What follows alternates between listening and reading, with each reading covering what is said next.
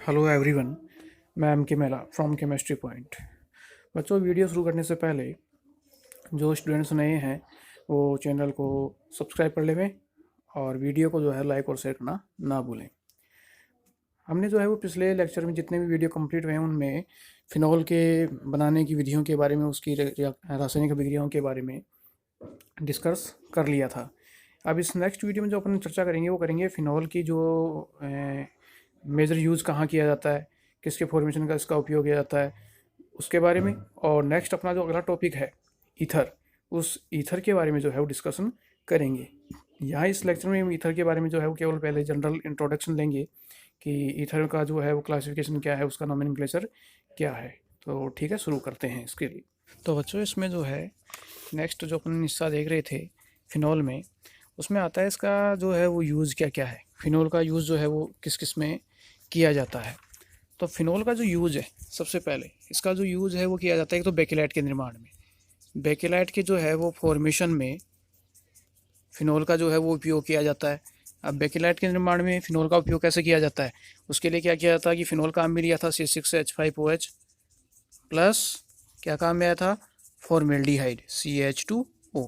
इसकी क्रिया से जो है वो अपने को बेकेलाइट प्राप्त हुआ था। तो बेकेलाइट जो है इसके निर्माण में फिनॉल का यूज़ होता है।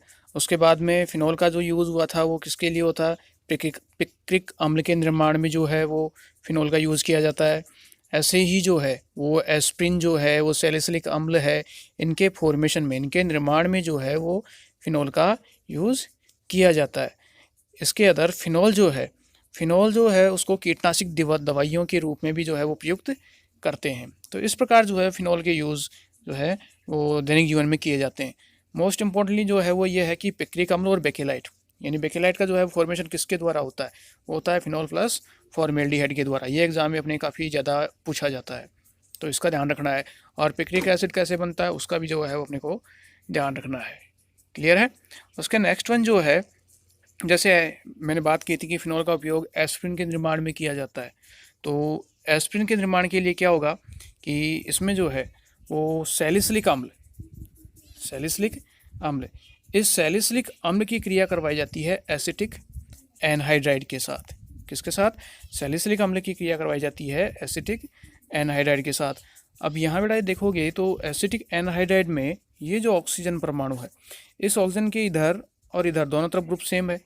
तो आप ये बॉन्ड, इसमें से कोई सा भी, ये वाला बॉन्ड भी तोड़ सकते हो और ये वाला बॉन्ड भी तोड़ सकते हो, स्वतंत्र हो।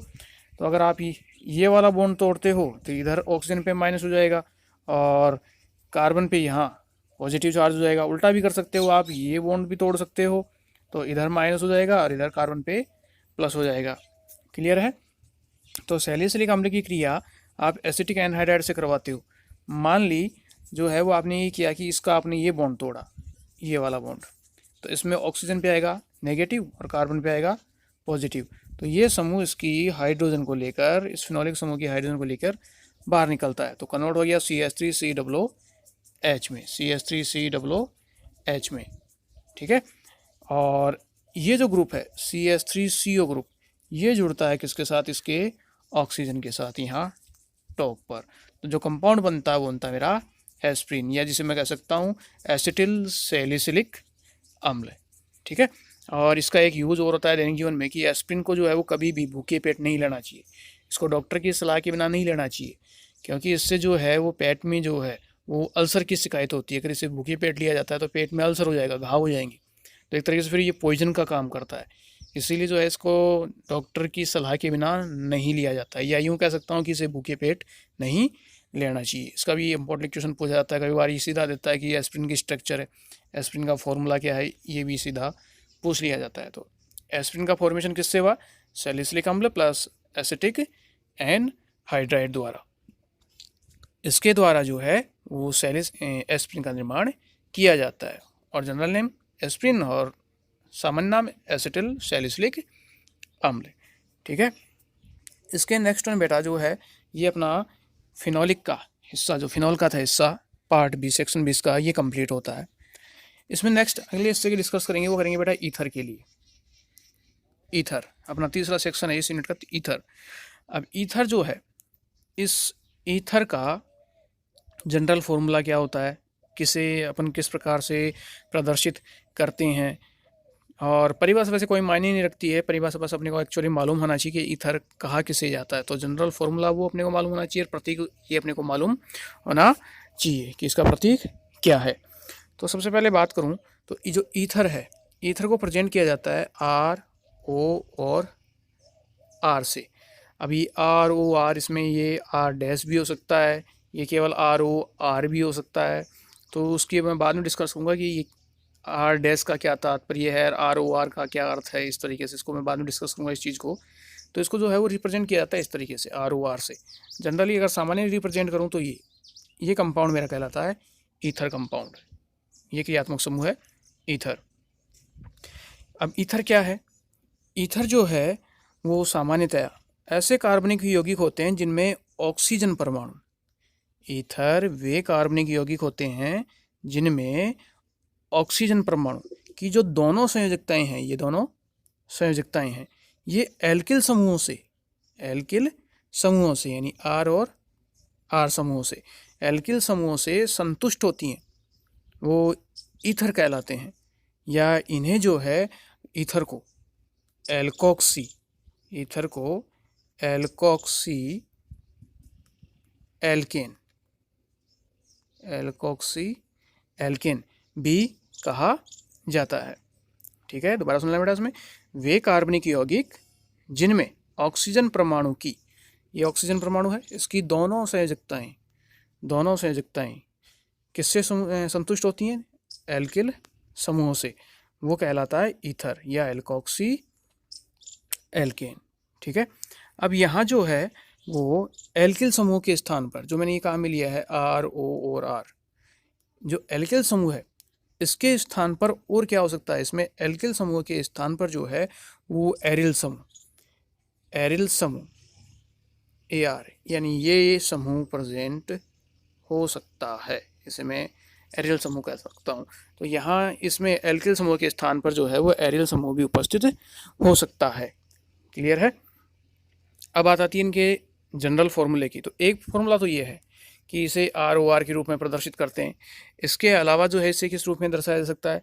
इसके अलावा जो है इनका सामान्य सूत्र होता है CnH2n+2O।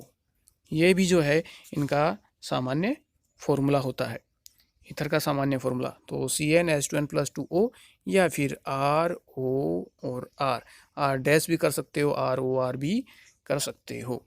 ये ईथर का सामान्य फॉर्मूला है। इसके नेक्स्ट वन आगे बात की जाती है, वो बात की जाती है ईथरों के वर्गीकरण की। अगर मैं इसके क्लासिफिकेशन की बात करूं, ईथर का वर्गीकरण क्या है? तो ईथर का वर्गीकरण बेटा जो है वो यहाँ अब बात आती है, ये जो अभी बात कर रहे थे मैं क्लासिफिकेशन में ROR। ईथर का वर्गीकरण जो है वो ऑक्सीजन परमाणु से जुड़े हुए ये जो दो एल्किल समूह हैं, इन दो एल्किल समूहों की प्रकृति के आधार पर ईथर का वर्गीकरण ऑक्सीजन परमाणु से जुड़े हुए ये जो दो एल्किल समूह हैं, इनकी प्रकृति के आधार पर किया जाता है। अब इनकी प्रकृति के आधार पर किस प्रकार किया जाएगा कि यहाँ जो ऑक्सीजन है, इस ऑक्सीजन से जुड़े हुए दोनों समूह अगर समान हो तो वो ईथर जो कहलाता है वो कहलाता है सममित ईथर, या उसे कहते हैं सरल ईथर। क्लियर है? जब ऑक्सीजन से जुड़ी हुई दोनों संयोजकताएं या दोनों एल्किल समूह जब क्या होते हैं? समान होते हैं, वो कहलाता है सममित या सरल ईथर। सममित का अर्थ ही इसके नाम ही इसका अर्थ है, सममित का अर्थ होता है समान। जब दोनों तरफ इससे क्या हो? समान हो, एक जैसे हो, वो कहलाता है सममित या सरल ईथर। क्लियर है? जैसे एग्जाम्पल की बात करूं तो मैंने एग्जाम्पल ले लिया यहाँ CH3O CH3। इसमें इस ऑक्सीजन परमाणु के इधर CH3 है, इधर CH3, एक कार्बन इधर है, एक कार्बन इधर, दोनों तरफ कार्बन की संख्या समान है, तो ये सममित ईथर हो गया। ऐसे ही मैंने एक कंपाउंड ले लिया CH3 CH2O CH2 और CH3, ये कंपाउंड, इसमें इस ऑक्सीजन के दोनों तरफ दो दो कार्बन परमाणु है, हाइड्रोजन की संख्या 5 है दोनों तरफ, तो दोनों तरफ ग्रुप समान है, तो ये कैसा हो गया? सममित ईथर हो गया। इसके अलावा एल्किल समूह नहीं, मैंने ये समूह ले लिया C6H5O, C6 और H5। इधर जो है वो ऑक्सीजन के दोनों तरफ समान ग्रुप है, फेनिल समूह है। तो ऐसा कंपाउंड जो है वो मेरा क्या कहलाता है? सममित ईथर कहलाता है, सरल ईथर कहलाता है।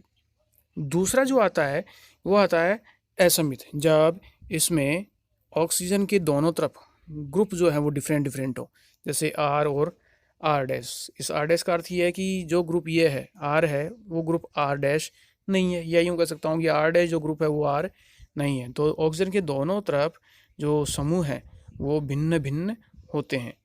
ऐसा जो ईथर कहलाता है वो कहलाता है आपका असमित ईथर। और असमित ईथर को अन्य नाम से बुलाया जाता है, वो बुलाया जाता है मिश्रित। इसे आप मिश्रित ईथर भी कह सकते हो। जो मिश्रण होता है दो अलग अलग कंपोनेंट्स का, अलग अलग कंपाउंड का, वो कहलाता है असमित या मिश्रित ईथर। जैसे एग्जाम्पल की बात करूँ मैं, तो मैंने यहाँ ले लिया, एक तरफ CH3 है, एक है O, इधर ले लिया मैंने CH2 और CH3 है। तो इसमें ऑक्सीजन परमाणु के इधर 2 कार्बन है, इधर 1 कार्बन है। तो दोनों तरफ स्थितियाँ क्या है? अलग अलग है। इधर मेथिल समूह है, इधर एथिल समूह है, तो डिफरेंट हो गया। तो ये कहलाएगा आपका असमित ईथर या मिश्रित ईथर। नेक्स्ट अगला एग्जाम्पल जो है वो ले सकते हो आप, जैसे ले लिया मैंने CH3 CH2O, इधर ले लिया मैंने CH2 CH2 और CH3। तो इधर ऑक्सीजन के 3 कार्बन है, इधर 2 कार्बन है, तो दोनों समूह भिन्न भिन्न हो गए। तो ये कंपाउंड भी क्या है आपका? असमित ईथर। एक तरफ मैंने ले लिया C6H5 और एक तरफ मैंने ले लिया CH3। तो ऐसा जो कंपाउंड होता है वो भी क्या कहलाता है आपका? असमित या मिश्रित ईथर कहलाता है। क्लियर है? उसके बाद में एक बहुत इंपॉर्टेंट पॉइंट काम में आता है, वो ये कि जो ईथर है उस ईथर को एल्कोहलों का एनहाइड्रोक्साइड भी कहा जा सकता है। अब ईथर को एल्कोहलों का एनहाइड्रोक्साइड इसलिए कहा जाता है कि मैंने 2 एल्कोहल के कंपोनेंट लिया, ROH प्लस ROH ये लिया। अब ये आपका समान भी हो सकता है, उसके बाद में डिस्कस करूँगा, वो भी आपने देख लिया हो। ये समूह समान भी हो सकता है, इसमें R या डिफरेंट भी हो सकता है। तो इस तरीके से जब एल्कोहल क्रिया करते हैं तो इसका भी OH ग्रुप है, इसका भी OH ग्रुप है। तो इन दोनों में जब समान स्थिति हो गई तो किसी एक का तो OH और दूसरे का H, ये समूह क्या होता है? बाहर निकलता है। और जैसे ही बाहर निकलेगा तो ये बन गया R, इधर रह गया R। अब क्या हो गया? O और R डैश, O और R डैश प्लस H2O। तो ये क्या हो गया आपका? ईथर। ऑक्सीजन परमाणु के दोनों तरफ 2 एल्किल समूह, अगर वो समान है तो समित ईथर, और अगर वो असमान है तो वो असमित या मिश्रित ईथर है। तो इस तरीके से ईथर को जो है वो एल्कोहलों के एनहाइड्रोक्साइड भी कहा जा सकता है, जिसमें एल्कोहलों के 2 अणुओं में से जल के अणु का क्या होता है? निष्कासन होता है। जल का अणु क्या निकलता है? बाहर निकलता है। इसीलिए ईथरों को एल्कोहलों का एनहाइड्रोक्साइड भी कहते हैं। ठीक है, इसके आगे बात करते हैं ईथर के नामांकन की। अब नॉमेनक्लेचर की बात करें बेटा, नामांकन की बात करूँ ईथर का, तो ईथर का सामान्य नामांकन वो होता है एल्कोक्सी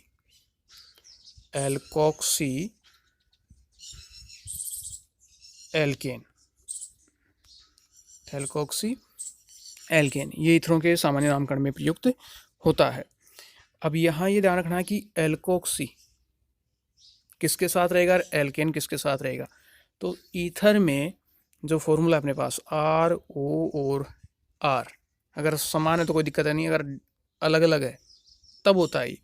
अगर अलग अलग समूह है तो एल्कोक्सी तो उसके लगाना है जिधर ऑक्सीजन परमाणुओं के साथ कम कार्बन परमाणु जुड़े हुए हों। ठीक है, एल्कोक्सी उसके साथ रहेगा जिधर ऑक्सीजन के साथ कम कार्बन परमाणु जुड़े हुए हों, और जिधर ज़्यादा कार्बन जुड़े हुए हों उसको क्या कहा जाएगा? एल्केन कहा जाता है। ठीक है, याद रह जाएगा। ऑक्सीजन के जिधर कार्बन परमाणुओं की संख्या कम है उसके साथ तो क्या होगा? एल्कोक्सी, और जिधर ज़्यादा कार्बन है उसको क्या कहोगे? एल्केन।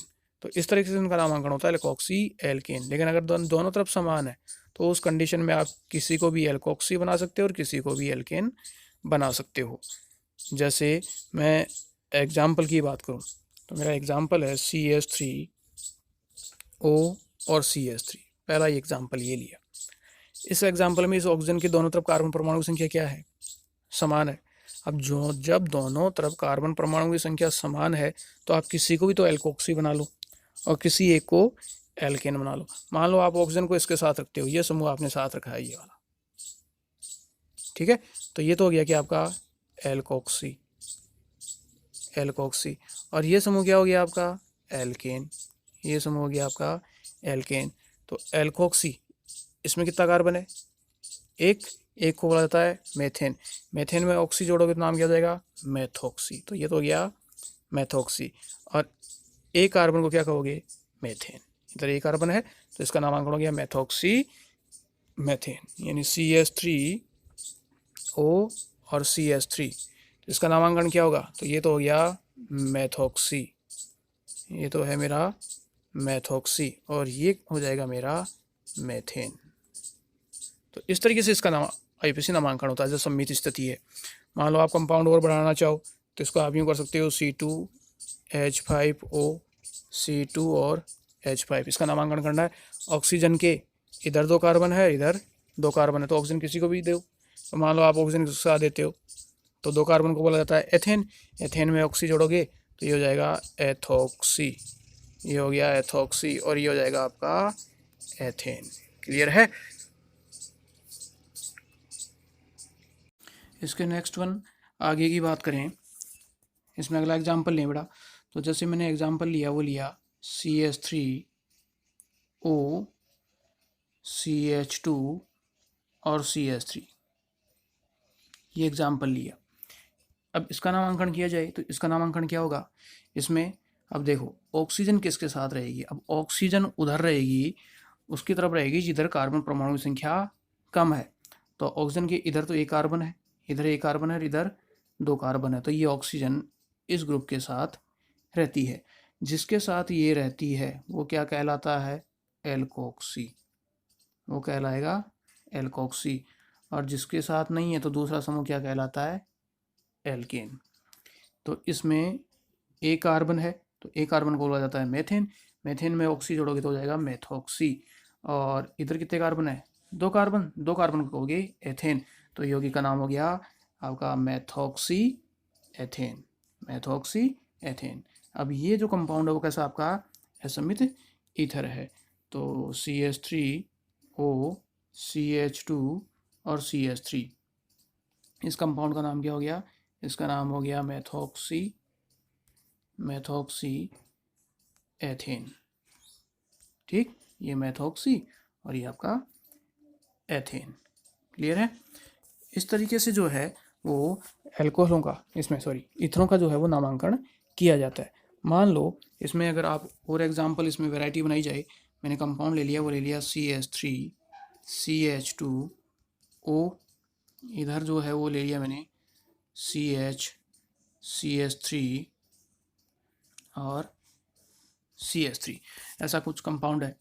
तो यहाँ देखो इस ऑक्सीजन के इधर कार्बन परमाणु संख्या कितनी है? 3। इधर कार्बन परमाणु संख्या कितनी है? 2। तो ये ऑक्सीजन किसके साथ रहेगा? इस ग्रुप के साथ। तो ये तो कहलाएगा आपका 2 कार्बन का एथोक्सी। अब ये एथोक्सी कितने नंबर पे है? तो 1 और 2 नंबर पे है, तो ये हो गया 2 एथोक्सी। 3 कार्बन को कहा जाता है प्रोपेन, 2 एथोक्सी प्रोपेन। क्लियर है? तो इस तरीके से जो है वो इथरों का नामांकन किया जाता है। इसमें और एग्जाम्पल जैसे साइक्लिक कंपाउंड दिए हुए हों मेरे पास ईथर में, ईथर के साइक्लिक कंपाउंड है तो उनका नामांकन कैसे किया जाता है? जैसे एग्जाम्पल है मेरा ये कंपाउंड है। इस कंपाउंड को बोला जाता है ऑक्सीरेन। इस कंपाउंड को कहते हैं ऑक्सीरेन। ये अपने एल्कोहलों की अभिक्रियाओं में भी पढ़ा था। मान लो ऐसा नहीं है, कंपाउंड जो है वो हो गया मेरे पास ये इस तरीके से, ये इस कंपाउंड को कहा जाता है ऑक्सीटेन। ऑक्सीटेन ये कंपाउंड हो गया ऑक्सीटेन। एक होता है ऑक्सेन, ये कंपाउंड होता है, वो होता है ऑक्सेन। ऑक्सेन का फॉर्मूला जो है कुछ इस तरीके से होता है, ये इस कंपाउंड को कहते हैं ऑक्सेन, ठीक है। तो ये ईथर के नामांकन की प्रक्रिया, जैसे जितना किया आपने उसको अपन रिवाइज कर लेते हैं, देख लेते हैं इसमें। तो ईथर जो है, ईथर क्या है, वे कार्बनिक यौगिक हैं जिनमें द्विसंयोजक ऑक्सीजन परमाणु की दोनों संयोजकताएं एल्किल समूह से संतुष्ट हों। ईथर या एल्कोक्सी एल्कोन कहलाता है। क्लियर। इसमें एल्किल समूह के स्थान पर एरिल समूह भी उपस्थित हो सकता है, यानी C6 और H5 ये ग्रुप भी उपस्थित हो सकता है दोनों तरफ, ऑक्सीजन के दोनों तरफ समान भी हो सकता है और अलग भी हो सकता है। ईथर का जो है वो जनरल फॉर्मूला, सामान्य फॉर्मूला जो होता है वो क्या होता है, R और R डैश, जिसमें ये R और ये R हो तो सम्मित है, और अगर ये एक R है और एक R डैश है तो वो कैसा होता है, असम्मित होता है। तो जनरल फॉर्मूला हो गया R और R डैश। इसके अलावा एक और होता है, वो होता है CnH2n+2 और O, ये भी इसका एक जनरल फॉर्मूला होता है। इसके नेक्स्ट वन बात आती है, वो आती है ईथरों के वर्गीकरण की, ईथरों के क्लासिफिकेशन की। तो ईथरों को जो है वो दोनों एल्किल समूहों की, दोनों एल्किल समूह कौन से, R और R, ये जो दोनों एल्किल समूह हैं इनकी प्रकृति के आधार पर दो समूहों में वर्गीकृत किया गया है, दो भागों में बांटा हुआ है। अब वो उन दो भागों में कौन कौन से, उनका वर्गीकरण क्या क्या है, वो ये कि ईथर जो है, इस ईथर का फॉर्मूला ये है CnH2n+2 जनरल फॉर्मूला। पहला वर्गीकरण है वो है सम्मित ईथर या सरल ईथर, और दूसरा है असम्मित या मिश्रित ईथर। सम्मित ईथर क्या होता है, सम्मित ईथर वो ईथर होता है जब ऑक्सीजन परमाणु के दोनों ओर एक ही प्रकार के एल्किल समूह जुड़े हुए हों, तो वो तो हो गया सम्मित। जब ऑक्सीजन परमाणु के दोनों ओर एक ही प्रकार के एल्किल समूह जुड़े हुए होंगे तो वो सम्मित है। तो जब अगर भिन्न भिन्न जुड़े हुए हों, जब भिन्न भिन्न एल्किल समूह जुड़े हुए हों तो वो कैसा हो जाएगा, असम्मित ईथर होता है, या उसे अपन मिश्रित ईथर भी कहते हैं। जैसे सम्मित ईथर के एग्जाम्पल की बात की जाए तो यहाँ देखो, इसमें ऑक्सीजन परमाणु है, ऑक्सीजन परमाणु की दोनों तरफ कार्बन परमाणु की संख्या 1-1 है। इधर ऑक्सीजन परमाणु है, दोनों तरफ कार्बन परमाणु की संख्या 2-2 है। ऑक्सीजन परमाणु है, इसके इधर फेनिल समूह है, इधर इसके फेनिल समूह है। तो इस तरीके से दोनों तरफ स्थितियाँ क्या है, समान है, तो वो कहलाता है सम्मित ईथर। अब बात आती है असम्मित ईथर में, ऑक्सीजन परमाणु, इसके ऑक्सीजन के परमाणु तो इधर एक कार्बन है और इधर जो कार्बन परमाणु संख्या वो है 2। नेक्स्ट एग्जाम्पल में इसमें ऑक्सीजन है, इसके इधर कार्बन परमाणु संख्या है 2 और इधर कार्बन परमाणु संख्या कितनी है, 3 है। यहाँ इसमें ऑक्सीजन की इधर कार्बन परमाणु संख्या 1 है, लेकिन इधर एरियल समूह, ये एल्किल समूह है और ये एरियल समूह है, तो डिफरेंट हो गया। तो इस तरीके के जो ईथर कहलाएंगे जिसमें ऑक्सीजन परमाणु के दोनों तरफ अलग अलग स्पीसीज हो, वो कहलाता है असम्मित या मिश्रित ईथर। उसके नेक्स्ट अगली बात करें, जो हमने देखा था कि ईथर जो है वो क्या है, ईथर एल्कोहलों का एन हाइड्रोक्साइड भी कहलाता है। अब ईथर जो है वो एल्कोहलों का एन हाइड्रोक्साइड क्यों कहलाता है, क्योंकि इसमें एल्कोहल के दो अणुओं में से जल के अणु का विलोपन, विलोपन यानी निष्कासन, जल का अणु क्या होता है, बाहर निकलता है। अब जल के अणु का निष्कासन होता है, दोस्तों इस निष्कासन के फलस्वरूप मुझे क्या प्राप्त होता है, ईथर प्राप्त होता है। जैसे अपने रिएक्शन में दिया हुआ है ROH ROH, अगर ये R और R समान है तो सम्मित ईथर हो जाएगा, और ये R और ये R अलग अलग है तो असम्मित ईथर मिलेगा। तो कुल मिला के ये एल्कोहल है ROH और ROH, जिसमें ये एल्कोहल डिफरेंट है और ये डिफरेंट है। इसको अगर मैं अभिक्रिया से लेऊँ इस रिएक्शन को, तो मैंने इस तरीके से ले लिया, एक तरफ है CH3 और OH प्लस यानी ROH, तो ये ले लिया, और R-OH इसको जो मैंने ले लिया वो ले लिया OH, और इधर ले लिया मैंने C2H5। क्लियर है। तो इधर तो है एक कार्बन, इधर कितने कार्बन है, 2 कार्बन, तो दोनों ही एल्कोहलिक समूह है, तो एक का OH और दूसरे का क्या जाएगा H, ये बाहर जाता है H2O के रूप में। तो प्रोडक्ट क्या बना, CH3, इधर तो बचा CH3, इधर क्या रहा O, इधर हो गया O और हो गया C2 और H5, बाहर क्या गया -H2O। तो ये तो है R और ये है R डैश, क्योंकि इधर 2 कार्बन है और इधर 1 कार्बन है। तो इस तरीके से एल्कोहल के 2 अणुओं के जल निष्कासन के फलस्वरूप मुझे जो है वो ईथर प्राप्त होता है। इसीलिए जो है वो ईथरों को एल्कोहलों का क्या कहा जाता है, एन हाइड्रोक्साइड कहा जाता है। अब बात आती है एल्कोहल ईथरों के नामांकन की। तो ईथरों के नामांकन की बात करें तो अभी मैंने डिस्कस कर लिया था कि ईथर जो है, ईथर का नामांकन में क्या प्रयुक्त होता है, एल्कोक्सी एल्केन प्रयुक्त होता है। एक चीज़ और बेटा, इसमें एल्कोक्सी एल्केन प्रयुक्त होता है, ये सिंपल अपने पास काम में आ जाता है, इसके अकॉर्डिंग अपन क्वेश्चन सोल्व कर लेते हैं। ईथर जो है, इस ईथर का कोई भी अनुलग्न इसका अनुलग्न नहीं होता है, इसका केवल पूर्व लग्न होता है, और पूर्व लग्न जो है इसका होता है ऑक्सी। ठीक है, अनुलग्न नहीं होता है, इसका क्या होता है, केवल पूर्व लग्न होता है, और पूर्व लग्न क्या होता है इसका, ऑक्सी।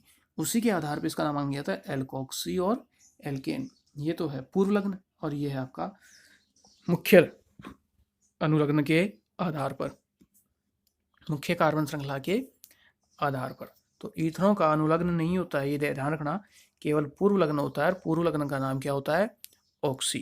तो इस आधार पर एल्कोहलों के नामांकन में नामांकन क्या हो गया, एल्कोक्सी एल्केन। दूसरी इसमें कि जब अगर आपके पास समान हो, जैसे CH3O ईथर के दोनों तरफ अवयवी स्पीसीज समान हो, कार्बन परमाणु संख्या समान हो, तो इस स्थिति में आप किसी को भी एल्कोक्सी बना सकते हो और किसी को भी एल्केन बना सकते हो। यानी ये ऑक्सीजन जो है इन दोनों में से किसी के साथ भी उपस्थित रह सकता है। आप कहीं से भी इसका डिवाइडेशन बराबर बराबर कर सकते हो। तो जिसके साथ ऑक्सीजन जाएगा, जैसे मान लो ऑक्सीजन इसके साथ गया, इसके साथ ऑक्सीजन गया, तो इसके साथ तो क्या जुड़ जाएगा, एल्कोक्सी, और जो रह गया उसके साथ क्या जुड़ जाएगा, एल्केन। ठीक है, तो सममित में आप कुछ भी बना सकते हो, लेकिन अगर असममित है तो असममित में एक चीज़ याद रखनी है, वो ये कि असममित ईथर में छोटे एल्किल समूह को, जिधर कार्बन परमाणु कम है, उसको क्या बनाओगे, एल्कोक्सी, और बड़े एल्किल समूह को क्या बनाना है, एल्केन माना जाता है। जैसे एग्जाम्पल के लिए मैंने पीछे भी बताया था, CH3O CH2 और CH3। तो यहाँ ये असममित ईथर है, कार्बन की संख्या डिफरेंट है। तो ऑक्सीजन के जिधर कम कार्बन परमाणु, इधर कार्बन परमाणु कितना है, 1, ऑक्सीजन के इधर कार्बन परमाणु कितना है, 2। तो ऑक्सीजन के जिधर कम कार्बन है उसको तो क्या बनाओगे, एल्कोक्सी, और जिधर कार्बन ज़्यादा उसको क्या बनाओगे, एल्केन। क्लियर। तो यहाँ ए कार्बन को क्या बोला जाता है, मेथेन। ईथर का अनुलग्न क्या होता है, ऑक्सी। तो मेथेन में ऑक्सी जोड़ोगे तो नाम क्या हो गया, ये पूरा नामांकन क्या हो गया, मेथॉक्सी। तो एल्कोक्सी की जगह तो क्या हो जाएगा, मेथॉक्सी। और 2 कार्बन को क्या बोला जाता है, एथेन। तो नामांकन हो गया मेथॉक्सी एथेन। ठीक है, एक दूसरा एग्जाम्पल और ले लेते हैं। जैसे ले लिया CH3 CH2O CH2 CH2 और CH3। ठीक है, अब ये एग्जाम्पल है। अब इस एग्जाम्पल में इधर ऑक्सीजन के कार्बन परमाणु संख्या कितनी है, 2। इधर ऑक्सीजन के कार्बन परमाणु संख्या कितनी है, 3। तो ऑक्सीजन किसके साथ रहेगा, जिधर कार्बन परमाणु संख्या कम है, तो ये ऑक्सीजन इसके साथ जुड़ेगा। तो इसको तो क्या बनाओगे, एल्कोक्सी। ये क्या बनेगा, एल्केन। एल्केन में कितने कार्बन हैं, 3। 3 को क्या बोला जाता है, प्रोपेन। तो ये तो हो गया प्रोपेन। ठीक है, अब यहाँ 2 कार्बन को एथेन बोला जाता है। एथेन में ऑक्सी जोड़ोगे, ईथर का पूर्व लग्न क्या होता है, ऑक्सी, तो ये हो जाएगा एथोक्सी। तो इसका नामांकन हो गया एथोक्सी प्रोपेन, एथोक्सी प्रोपेन। ये इसका IUPAC नामांकन। और एग्जाम्पल लेकर समझें इसे, तो यहाँ मैंने ले लिया CH3O CH3 और यहाँ ले लिया मैंने CH3। ये है, वही ऑक्सीजन किधर रहेगा, ऑक्सीजन के इधर की कार्बन परमाणु संख्या कितनी है, 3। इधर कितनी है, 1। तो ऑक्सीजन इसके साथ रहेगा। तो ये तो हो गया एल्कोक्सी, और ये क्या हो गया, एल्केन। तो अब देखो यहाँ इस ऑक्सीजन के नामांकन न्यूनतम अंक, इधर से चलते हो तो 1 और 2 नंबर पे ऑक्सीजन, नीचे से आते हो तो 1 और 2 नंबर पे ऑक्सीजन। तो नामांकन कहीं से भी कर लो। तो ये OCH3 कितने नंबर पे जुड़ा हुआ है? 2 नंबर पे। तो यहाँ इसका नामांकन क्या हो जाएगा? ए कार्बन को बोला जाता है मेथेन, इसका पूर्व में क्या हो गया? ऑक्सी। तो ये पूरा क्या हो गया? मैथोक्सी। ये मैथोक्सी कितने नंबर पे जुड़ा हुआ है? 2 नंबर पे। तो इसका नामांकन हो जाएगा 2 मैथोक्सी, 2 मैथोक्सी। ठीक है। और ये 3 कार्बन क्या कहलाएंगे? प्रोपेन। तो नामांकन हो गया 2 मैथोक्सी प्रोपेन। क्लियर है? ऐसे ही आप इसमें अलग अलग जो है वो श्रृंखलाएं लेकर इसके नामांकन कर सकते हो। जैसे ये हो गया ऑक्सीजन के दोनों तरफ समान समूह है, सम्मित स्थिति है, ये कैसा है? सम्मित है। तो सम्मित है तो नामांकन हो गया मैथोक्सी मेथेन। दूसरे में ऑक्सीजन परमाणु है, इस ऑक्सीजन परमाणु के दोनों तरफ समूह क्या है? भिन्न भिन्न है। और भिन्न भिन्न है तो ऑक्सीजन किसके साथ रहेगा? छोटे ग्रुप के साथ। तो ये तो कहलाएगा मैथोक्सी और ये कहलाएगा एल्केन। तो कितने कार्बन है? 2 कार्बन, 2 का हो गया अब एथेन। तो नामांकन हो गया मैथोक्सी एथेन। ऐसे ही जो है वो साइक्लिक कंपाउंडों का या आप ब्रांच जो अवस्था होती है, ब्रांच यौगिकों का नामांकन कर सकते हो। जैसे मैं आपको एक एग्जांपल दे रहा हूँ, इसका नामांकन आप मुझे बताओगे, देखें क्या है। प्रैक्टिस करके देखोगे, आप खुद करके देखोगे कि CH3 CH2O CH3 CH2। अब आपके अनुसार ये इसका नामांकन क्या होना चाहिए? CH3 ये कंपाउंड है। कुल मिला के ये कैसा कंपाउंड? ईथर है। ये असमित ईथर है। अब असमित ईथर है तो इसका नामांकन की जाहिर सी बात है, तो अपनी शर्तें लागू करो इसमें। ऑक्सीजन, ये ऑक्सीजन, ईथर ये है। ऑक्सीजन किसके साथ रहेगा? जिधर कार्बन परमाणु संख्या क्या है? कम है। तो इधर कार्बन परमाणु संख्या क्या है? कम है। तो ऑक्सीजन किसके साथ रहेगा? इधर कार्बन परमाणु है 2, इधर कार्बन परमाणु संख्या कुल कितनी है? 4। इधर 2 है, इधर 4 है। तो जिधर 2 है और इधर है तो 2 को बोला जाता है एथेन। ईथर का पूर्व लिंग होता है ऑक्सी। तो नामांकन क्या हो गया? एथोक्सी। ठीक है, ये तो हो गया एथोक्सी। अब ये एथोक्सी कितने नंबर पे जुड़ा हुआ है? तो न्यूनतम अंक मिले तो इधर से नीचे से आओ, 1 और 2, ये 3 और ये 4। ठीक, तो 2 नंबर पे क्या जुड़ा हुआ है? एथोक्सी। तो ये हो गया 2 एथोक्सी और 4 कार्बन को क्या बोला जाता है? ब्यूटेन। तो इसका नामांकन हो गया 2 ethoxy, 2 ethoxy butane, 2 ethoxy butane. ये इस कंपाउंड का IUPAC नामांकन होता है। अब ऐसे ही मान लो इसमें बड़ा एक चीज़ और है जिसको मैं आगे के टॉपिक में डिस्कस करूंगा। जैसे मैंने बता दिया था, इसमें अभी पहले ले लिया था कि जैसे ये कंपाउंड है, इसको अपन पहले पढ़ चुके हैं, इसको क्या कहते हैं? ऑक्सीरेन कहा जाता है। ऐसा ही कंपाउंड मैंने ले लिया, ये समूह, ये वाला कंपाउंड, इसको कहा जाता है ऑक्सीटेन कहा जाता है।